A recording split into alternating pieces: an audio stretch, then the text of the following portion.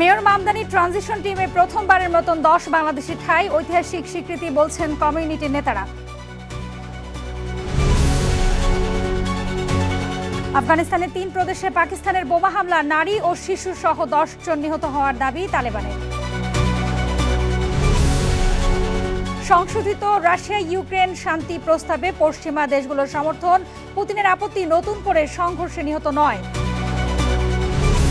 ট্রাম্পের আহ্বানে সুদানে মানবিক সহায়তা চুক্তি করতে রাজি আরএসএফ, দারফুরে যুদ্ধাপরাধ অব্যাহত রাখার অভিযোগ অ্যামনেস্টির। এবং বাণিজ্য সহ আলোচিত আন্তর্জাতিক ইস্যুতে আবারও ট্রাম্প ও শি জিনপিংয়ের ফোনালাপ, একে অপরের দেশ সফরের সম্মতি। বিশ্বজুড়ে ঘটে যাওয়া দিনের গুরুত্বপূর্ণ ঘটনাবলী নিয়ে আরটিভির নিয়মিত আয়োজন সারাদিনের বিশ্বে আপনাদের সবাইকে স্বাগত জানাচ্ছি আমি হাবিবা আফরোজ। আগামী 1 জানুয়ারি শপথ নেবেন যুক্তরাষ্ট্রের সর্ববৃহৎ শহর ও বিশ্বের বাণিজ্যিক রাজধানী খ্যাত নিউ ইয়র্ক সিটির মেয়র জোহরান মামদানি। এরই অংশ হিসেবে এবার তার ঘোষিত ট্রানজিশন টিমে একসঙ্গে স্থান পেয়েছেন 10 বাংলাদেশি, যা মার্কিন রাজনীতিতে ঐতিহাসিক স্বীকৃতি বলে মনে করেন স্থানীয় বাংলাদেশিরা। আরো জানাচ্ছেন ইমরুল হাসান। গেল 4 নভেম্বর 34 বছর বয়সী জোহরান মামদানি নিউ ইয়র্ক সিটির মেয়র নির্বাচিত হন। ইতিহাসের পাদপীঠে গৌরবোজ্জ্বল রেকর্ড সৃষ্টি করে প্রথমবারের মতো কোনো মুসলিম মেয়র সিটির দায়িত্বভার গ্রহণ করবেন। মেয়র হিসেবে মামদানির ট্রানজিশনের সময়ে 400 জনের অভিষেক কমিটিতে রয়েছেন 10 বাংলাদেশি।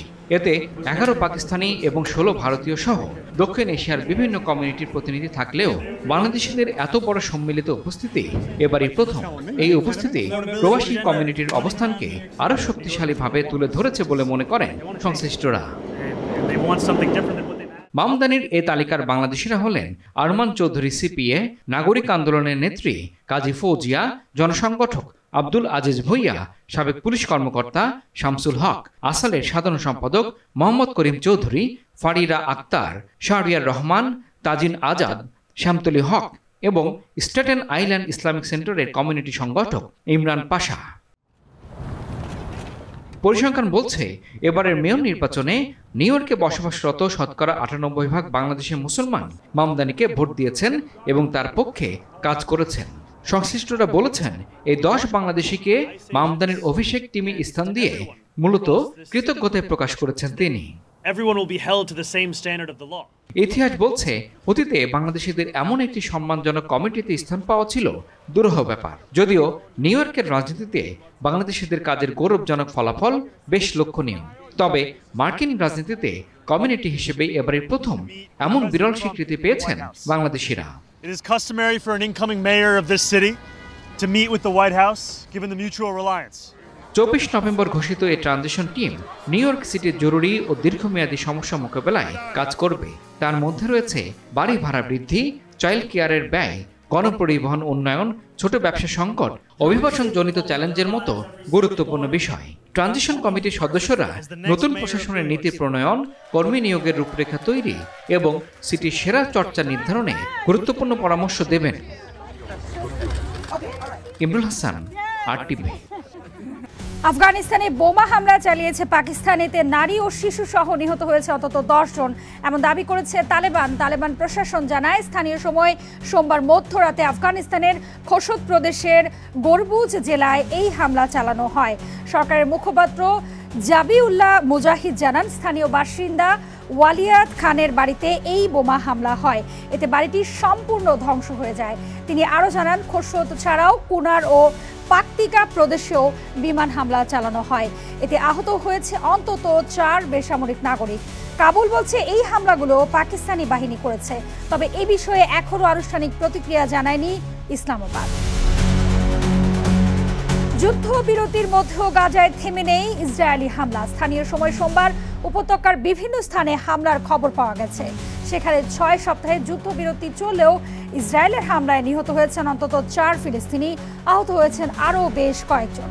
ড্রোন হামলায় দক্ষিণ গাজার বানি সুহাইলা এলাকায় নিহত হন 1 ফিলিস্তিনি।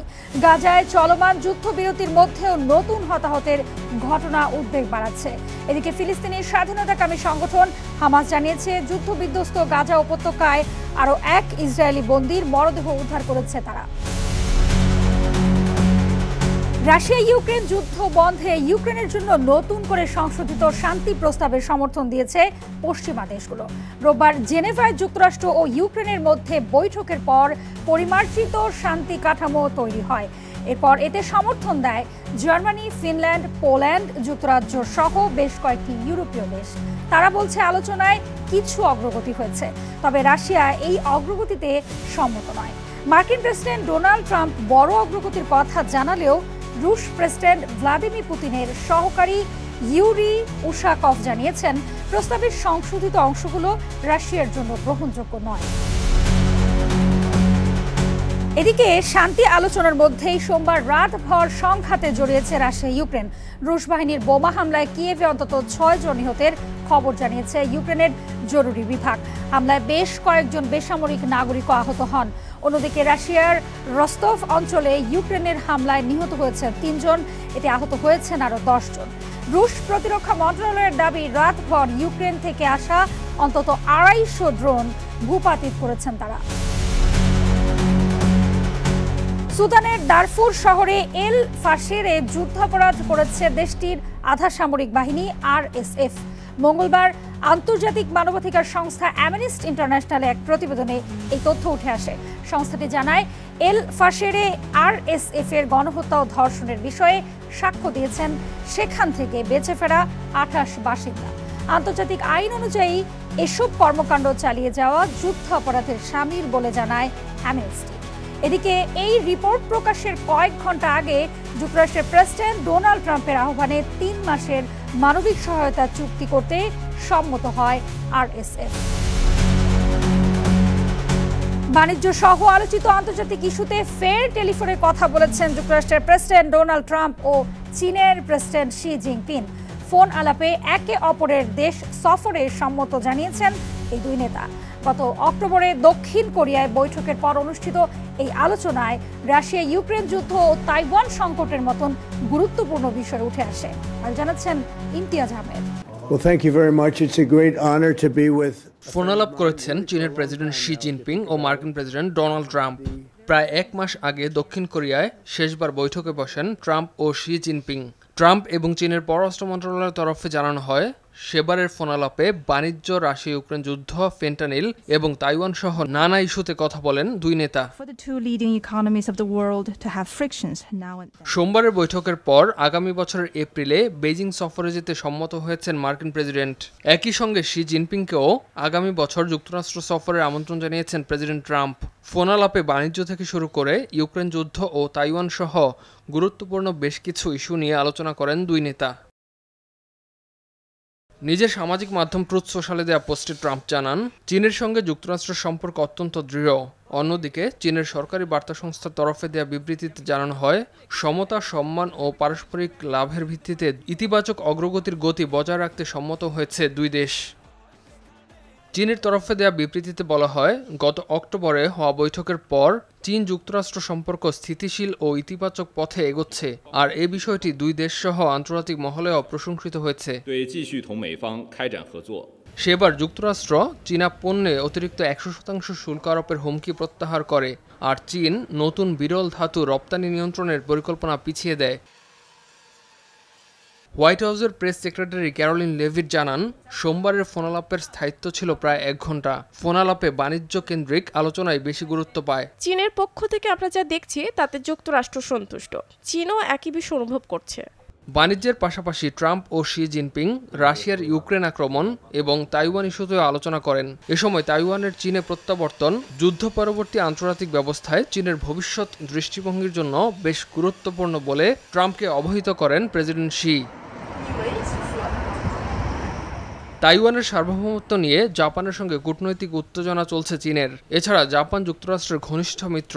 চলতি মাসের শুরুতে জাপানের প্রধানমন্ত্রী সানায়ে তাকাইচি বলেছিলেন, তাইওয়ানে চীন কোনো ধরনের হামলা করলে জাপান সামরিক প্রতিক্রিয়া যেতে বাধ্য হতে পারে। তবে ফোনালাপ নিয়ে ট্রাম্প তার পোস্টে তাইওয়ানের বিষয়ে কিছু উল্লেখ করেননি। ইমতিয়াজ আহমেদ, RTV।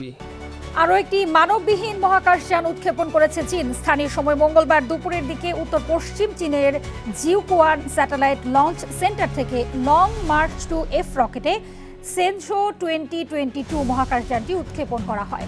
নিজেদের মহাকাশ স্টেশন থেকে আটকে পড়া নভোচারীদের ফিরিয়ে আনার জরুরি পদক্ষেপ হিসেবেই এই মহাকাশযান উৎক্ষেপণ করল চীন।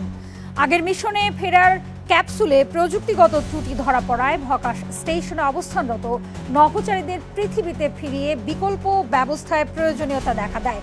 চীনের মহাকাশ কর্তৃপক্ষ জানায়, নতুন এই সেনশো 2022 ক্যাপসুল মহাকাশ স্টেশনে প্রয়োজনীয় রসদ পাঠানোর পাশাপাশি নভোচারীদের নিরাপদে ফেরা নিশ্চিত করবে। বিশেষজ্ঞরা বলছেন, এমন আকস্মিক মিশন চীনের মহাকাশ অভিযানের উচ্চ প্রযুক্তিগত সক্ষমতারই ফসল। যুক্তরাষ্ট্রে হয়ে গেল USBCCI এর চতুর্থ বার্ষিক বিজনেস এক্সপো এবং গ্লোবাল ফেয়ার। বাংলাদেশ ও যুক্তরাষ্ট্রের মধ্যে ব্যবসায়িক সম্প্রদায়ের সহযোগিতা ও নতুন সম্ভাবনার দিগন্ত উন্মোচনে গুরুত্বপূর্ণ ভূমিকা রাখবে এই প্রদর্শনী। যুক্তরাষ্ট্র নিউ ইয়র্ক থেকে জানাচ্ছেন আবুল হাসান মোল্লা। অনুষ্ঠিত হয়েছে US Bangladesh chamber of commerce and industries তথা USBCCI এর চতুর্থ বার্ষিক বিজনেস এক্সপো 2025 ও গ্লোবাল ফেয়ার। গত 21 ও 22 নভেম্বর যুক্তরাষ্ট্রের নিউ ইয়র্কে বিপুল সংখ্যক মূলধারা ও বাংলাদেশি আমেরিকান ব্যবসায়ীদের অংশগ্রহণে অনুষ্ঠিত হয় এবারের expo. I represent business owners that are being sued by their employees for wage and hour disputes, for discrimination, for retaliation, for overtime violations. I'm very happy to be here at the USBCCI Expo that happens. So Tabby is basically an AI bookkeeping software for self-employed professionals like freelancers, Uber drivers, real estate agents. Anybody who is 1099 can use Tabby. So how Tabby works, if you are a business entrepreneur, you sign up, connect your bank, and we get your transactions, and AI automatically categorizes all of your transactions. So only thing you need to do with Tabby is just, if AI cannot do anything. I'm here representing Recom. We do commercial real estate advisory, financing, buy and sell, so pretty much everything commercial. We are here at the 4th annual USBCCI Small Business Expo. It's been really amazing. We've been participating every year with USBCCI. I personally am a board of director here, so this is very close to heart. This is a great event for our community, especially for our Bangladeshi community, for businesses. A lot of information, a lot of resources. We are giving out a lot of different information about how to buy commercial properties, how to own your own property, where you do business. So hopefully everybody comes here, gets some value out of it. এর মধ্য দিয়ে বাংলাদেশ ও যুক্তরাষ্ট্রের ব্যবসায়িক সম্প্রদায়ের মধ্যে সহযোগিতা বৃদ্ধি এবং নতুন সম্ভাবনার দিগন্ত উন্মোচনে বড় এক সাফল্য অর্জিত হয়েছে বলে মনে করেন সংশ্লিষ্টরা। প্রথমবারের মতো আমরা USBCCI বিজনেস এক্সপো করছি প্লাস SME ফেয়ার। এখানে আপনার ছোট ছোট উদ্যোক্তার বাইরেও মেইন স্ট্রিম লেভেলে অনেক এক্সিবিশন এবং গভর্নমেন্ট US ফেডারেল গভর্নমেন্টের অনেক এজেন্সি আমাদের এখানে আসছে। আমরা চাচ্ছি বাংলাদেশের কমিউনিটি বা বিজনেস কমিউনিটিকে মেইন স্ট্রিম কমিউনিটির সাথে একটা কানেকশন করাবো। সে ধারাবাহিকতায় আমরা লাস্ট 3 ইয়ার্স, এটা হলো আমরা 4th USBCCI বিজনেস এক্সপো, আমরা চেষ্টা করতেছি যে মেইন স্ট্রিমের সাথে বাংলাদেশের একটা কানেকশন তৈরি করা। সো যেটা হলো আমরা এবার চেষ্টা করছি, প্রায় 10 থেকে 12টা বিদেশি কোম্পানি এখানে জয়েন করছে। এটা আমাদের জন্য একটা প্লাস পয়েন্ট। বাংলাদেশি কমিউনিটি হিসেবে প্রাউড করার জায়গাটা হলো যে এই প্রতিষ্ঠানগুলো কোনো বাংলাদেশি কমিউনিটিতে আসে না, এবারই আমাদের এখানে আসছে। সো আমরা এটা প্রাউড ফিল করি এবং আমরা এটা কন্টিনিউ করে 50-50, US এর 50% থাকবে, বাংলাদেশের 50% থাকবে। আগামী বছর আমরা সেই জায়গায় কাজ করব।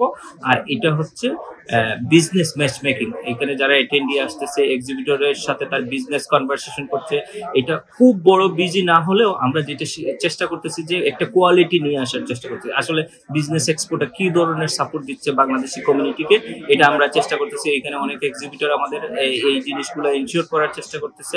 প্লাস হলো আমরা এজ এ অর্গানাইজার আমরা চেষ্টা করতেছি ভালো একটা কোয়ালিটি, এবং যারা আসবে কষ্ট করে এরকম তার 2টা ঘন্টা এক্সপ্লেন করবে আমাদের এই জায়গায়, সেই জায়গায় যেন একটা ভ্যালু এড হয়। এবং আমরা সর্বোত্তমভাবে চেষ্টা করতেছি এটা আগামী বছর আরো ভালো, আরো বড় করে কিভাবে করা যায় এবং মেইন স্ট্রিমের সাথে কানেকশনটা বাড়ানো। প্রদর্শনীর পাশাপাশি আয়োজনে ছিল বিজনেস টু বিজনেস মিটিং, ব্যবসায়িক সেমিনার, নেটওয়ার্কিং ও গ্লোবাল বিজনেস এক্সিলেন্স অ্যাওয়ার্ড। 2 দিন ব্যাপী এই আন্তর্জাতিক ব্যবসা বাণিজ্য মেলা যুক্তরাষ্ট্র ও বাংলাদেশের ব্যবসায়ী, উদ্যোক্তা, বিনিয়োগকারী এবং নীতি নির্ধারকদের জন্য ছিল এক অনন্য প্ল্যাটফর্ম। আবুল হাসান মোল্লা, RTV, নিউ ইয়র্ক, যুক্তরাষ্ট্র। আর এরই সাথে শেষ করছি সারাদিনের বিশ্ব। RTVর সাথেই সংযুক্ত থাকুন, মতামত জানান RTVর সামাজিক যোগাযোগ মাধ্যমগুলোতে।